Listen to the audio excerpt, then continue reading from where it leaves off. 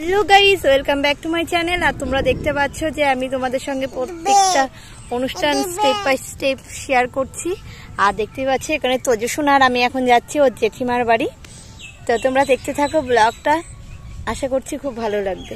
তো hello guys, সবাই কেমন আছে? আশা করছি ভালো আছে, আর আমি খুব ভালো আছি। আর এখানে দেখতে পাচ্ছ আমি আলপনা করে নিয়েছি, জানি খুব একটা ভালো হয়নি, তবুও করেছি। আর এখানে দেখো মেয়েকে আমি আলতা পরিয়ে নিচ্ছি। আর দেখতেই পাচ্ছ আমি কিন্তু কোনো প্রফেশনাল আর্টিস্ট নই যে আমি খুব ভালো মেকআপ করাতে পারবো। আমি কিন্তু আমার সাজুগুজু করাতে ভালো লাগে, তাই আমি এইটুকু করেছি বা করি।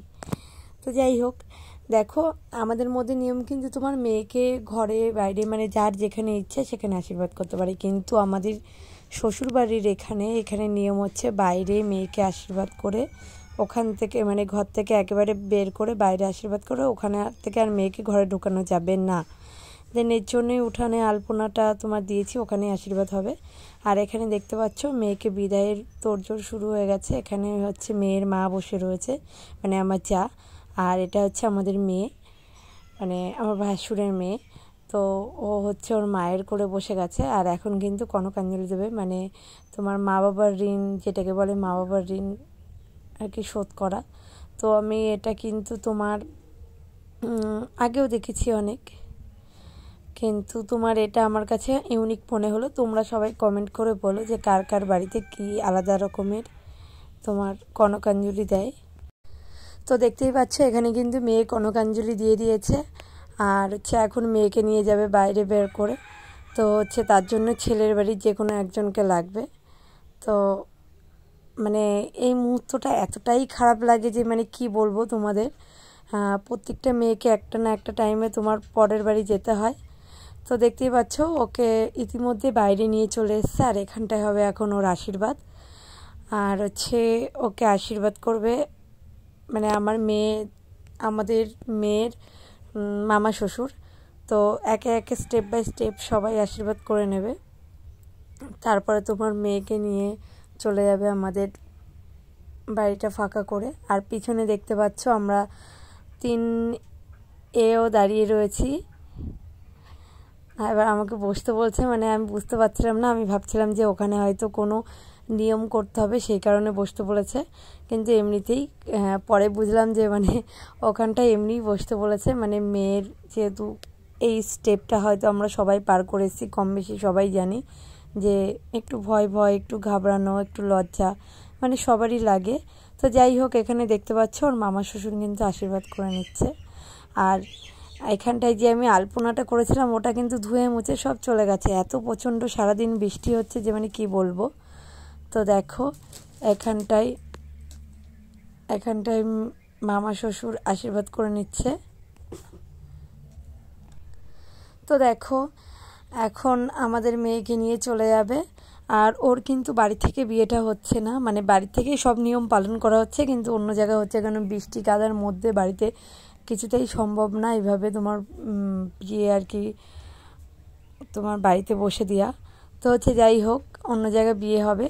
তো তোমাদের সঙ্গে আমি স্টেপ বাই স্টেপ সবই শেয়ার করছি, আর এগুলো শেয়ার করবো। আর দেখো এখানটায় আমার মামা শ্বশুর ওকে মিষ্টি মুখ করিয়ে দিল, দেন ওর মামা শ্বশুরকে মিষ্টি মুখ করিয়ে দিল।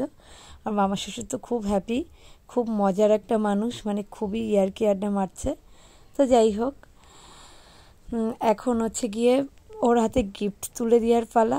আর দেখতেই পাচ্ছ যে একটু পর পরে কিন্তু বৃষ্টি আসছে, জানি না তোমরা দেখতে পাচ্ছ কি না, একটু একটু ঝিরিঝিরি বৃষ্টি পড়ছে। দেন হচ্ছে গিয়ে এখানে ভিডিও ক্যামেরা করছে। তো এখন হচ্ছে গিয়ে তোমার গিফটটাকে সাজিয়ে নিল, দেন গিফট তুলে দেবে আমাদের মেয়ের হাতে। আর দেখো এই যে ইতিমধ্যে তোমার আমাদের মেয়ের হাতে গিফট তুলে দিল। আর ওকে আবার বললো রিপিট করতে, কারণ তাহলে ভিডিওটা ভালো হবে। দেন দেখো আবার মানে ক্যামেরাম্যানরা কত খাটাতে পারে, তাহলে একবার দেখো, তোমরা ভাবো, আরে 14 বার করে তোমাকে একই স্টেপ করাচ্ছে। এতে আমাদের মেয়েরও কষ্ট হচ্ছে, প্লাস আমাদের নতুন বিআই মশাইয়েরও কষ্ট হচ্ছে। তো যাই হোক, তোমার ওকে হচ্ছে ও শ্বশুর বাড়ি থেকে যে গিফটটা দিয়েছে সেটা পরিয়ে দেব। আর ওর মামা শ্বশুর নিজে হাতেই আর কি পরিয়ে দেবে, তার জন্য খুলে নিল। তো দেখো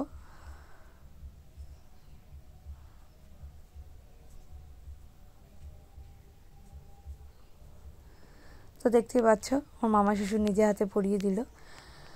আর কানেরটা তোমার হচ্ছে গিয়ে পরিয়ে দিতে বলছে, কিন্তু কানেরটা এমন মানে শক্ত আর কি, খোলা খুব কঠিন, প্যাচ খুলতে খুলতে তোমার বৃষ্টি চলে আসছে।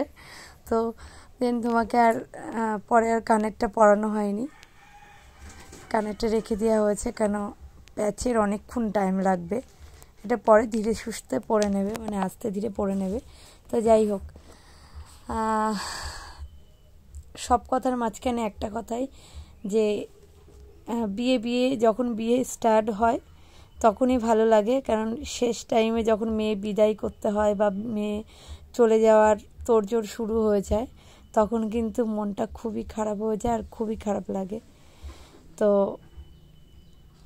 ওর সাথে আবার দেখা হবে তোমার ওর রিসেপশনের দিন, মানে ওর শ্বশুরবাড়ি যেদিন হবে আর কি রিসেপশন, সেদিনকে দেখা হবে।